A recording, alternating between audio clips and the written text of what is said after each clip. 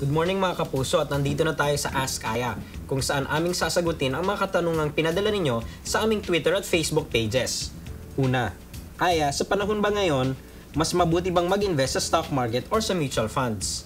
Depende yan kung anong importante sa'yo. Kung gusto mo ng diversification, mas okay ang mutual funds kasi doon parang makakabili ka ng maraming stocks at bonds sa maliit na halaga.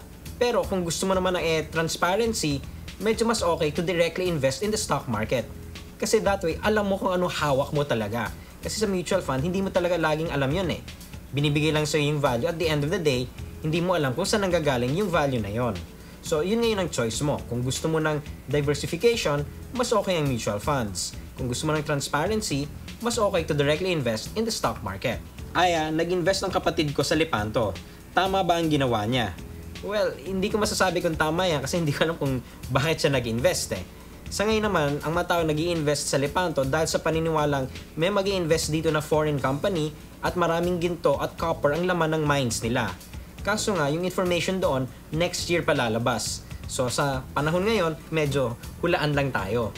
So hindi natin alam kung tama ba talaga yung ginawa niya because kung lumabas na hindi maganda yung results ng mina, malamang bababa yung presyo. Pero kung lumabas naman na okay nga yung laman ng mina nila at umakyat pala ang presyo ng gold, de malamang tama nga yung ginawa ng kapatid mo. Pero hindi dapat ganyan. Dapat, bago siya pumasok, alam na niya yung ginagawa niya. Hindi dapat hulaan ang pagpasok sa stock market.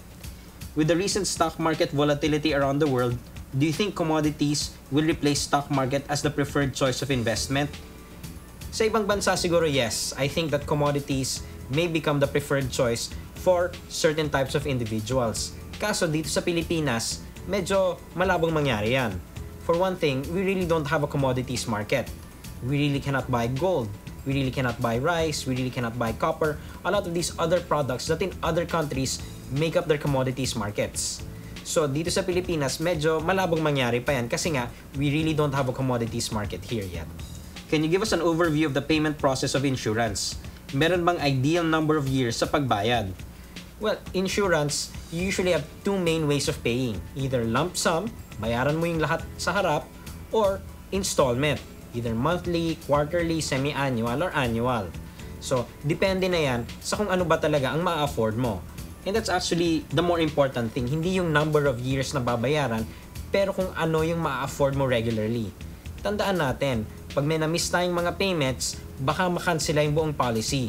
So bago tayo mag-commit, remember most policies you will be committing 3 to 5 years pag kinuha mo yung installment. Dapat sure ka na ma-afford mo yung installments because let's say 4th year, biglang hindi mo na ma-afford because umakyat na yung expenses mo, baka mawala lahat nung binayaran mo up until that point. So it's not the number of years but the amount. Kasi kahit naman sabihin natin maliit lang yung amount but you can afford it, mas okay yon kaysa nga yung mamadaliin mo tapos biglang mamaya, hindi mo na ma-afford yung babayaran. Aya, ano ang best type of insurance para sa iyo? It really depends on what I want to accomplish eh. Siguro, start with the basics lang, yung basic life insurance lang. Kasi hindi naman talaga natin alam kung kailan tayo mawawala sa mundo. And of course, pag mangyari man yun, kahit wala na tayo, meron pa rin tayong responsibilities. Unang-una na yan yung pinag-usapan kanina or na-mention na estate tax.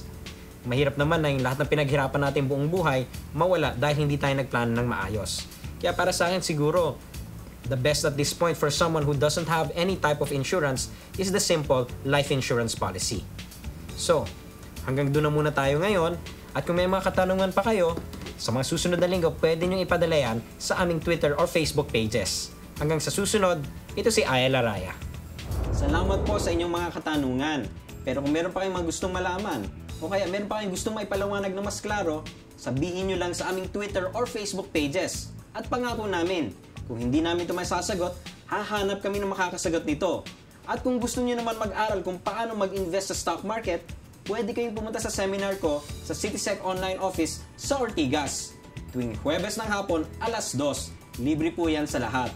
Hanggang sa susunod na Sabado, ito po si Aya Laraya at ito ang inyong gabay sa pagunlad ng inyong buhay pinansyal. Ito ang Pesos and Cents.